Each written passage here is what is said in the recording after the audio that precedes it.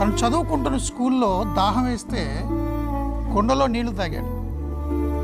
దళితుడివి కుండలో నీళ్లు తాగుతావా అని ఆ టీచర్ వాడిని చితగ్గొడితే